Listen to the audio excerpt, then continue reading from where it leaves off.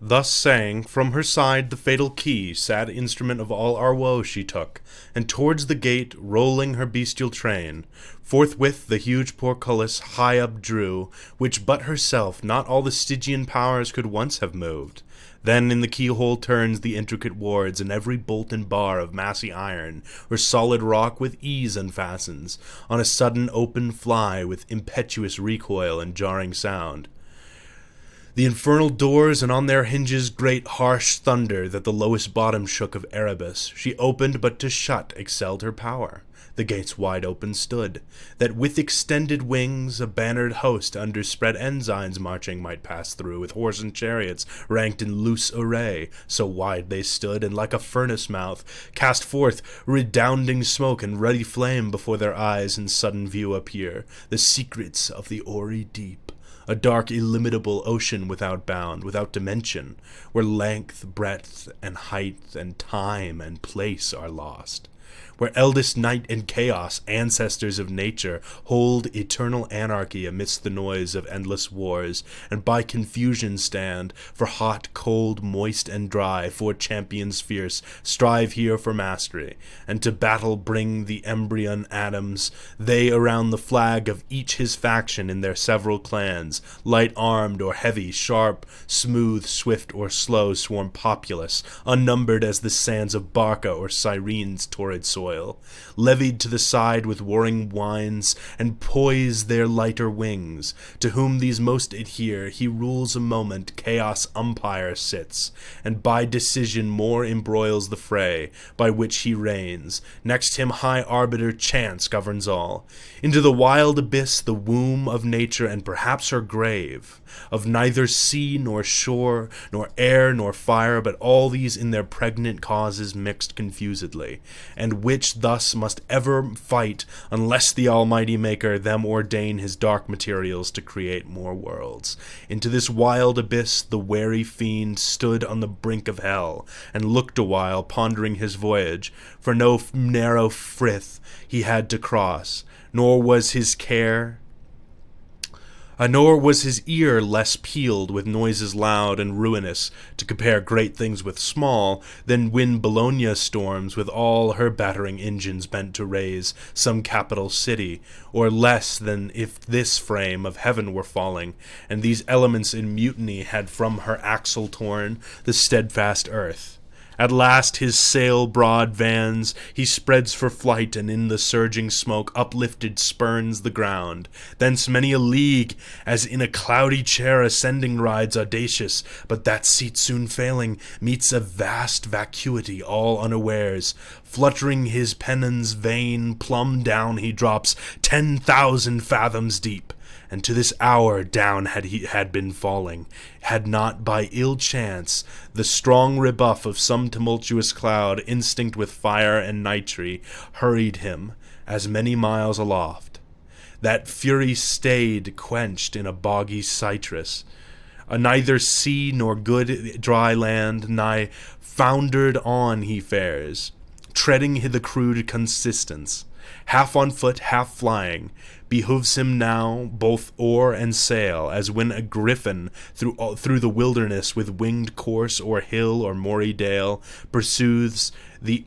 Arimaspian, who by stealth had from his wakeful custody purloined the guarded gold. So eagerly the fiend, o'er bog or steep, through strait, rough, dense, or rare, with head, hands, wings, or feet pursues his way, and swims, or sinks, or wades, or creeps, or flies, at length a universal hubbub wild, of stunning sounds and voices all confused. Borne through the hollow dark, assaults his ear with loudest vehemence. Thither he plies, undaunted, to meet there whatever power or spirit of the nethermost abyss might in that noise reside, of whom to ask which way the nearest coast of darkness lies, bordering on light. When straight, behold the throne of chaos, and his dark pavilion spread, wide on the wasteful deep. With him enthroned sat sable-vested Night, eldest of things, the consort of his reign, and by them stood Orcus and Hades, and the dreaded name of Demogorgon. rumor next and chance, and tumult and confusion all embroiled, and discord with 1,000 various mouths.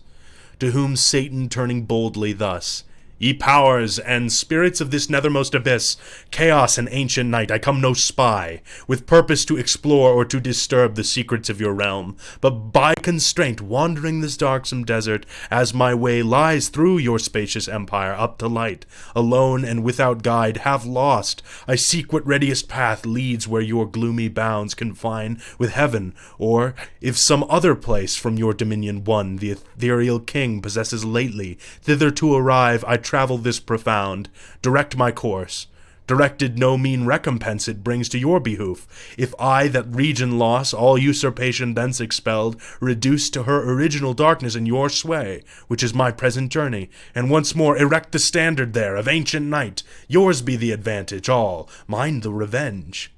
Thus Satan, and him thus the anarch old, with faltering speech and visage incomposed, answered, "I know thee, stranger, who thou art, that mighty leading angel who of late made head against heaven's king, though overthrown.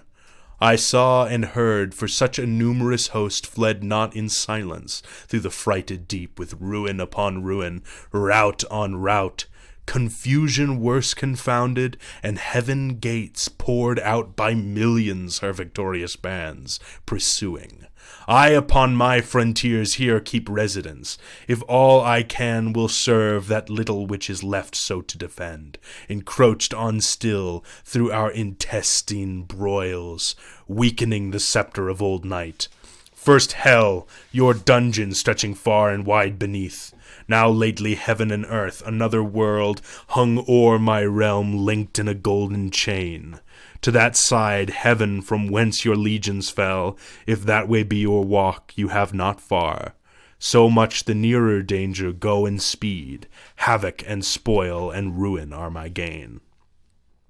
He ceased, and Satan stayed not to reply, but glad that now his sea should find a shore, with fresh alacrity and force renewed, springs upward like a pyramid of fire into the wild expanse, and through the shock of fighting elements on all sides round, environed wins his way, harder beset and more endangered than when Argo passed through Bosphorus betwixt the justling rocks, or when Ulysses on the larboard shunned Charybdis, and by other whirlpools steered, so he with difficulty and labor hard moved on, with difficulty and labor he. But he once passed, soon after when man fell,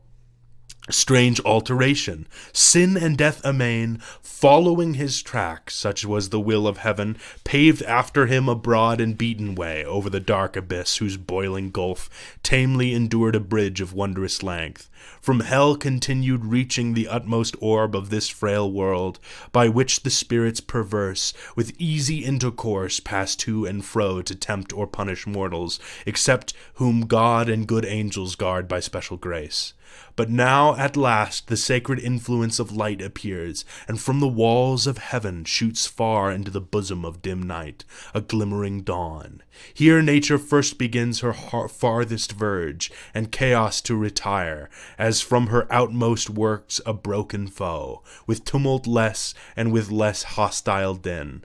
That Satan with less toil, and now with ease, wafts on the calmer wave by dubious light, and like a weather-beaten vessel holds gladly the port.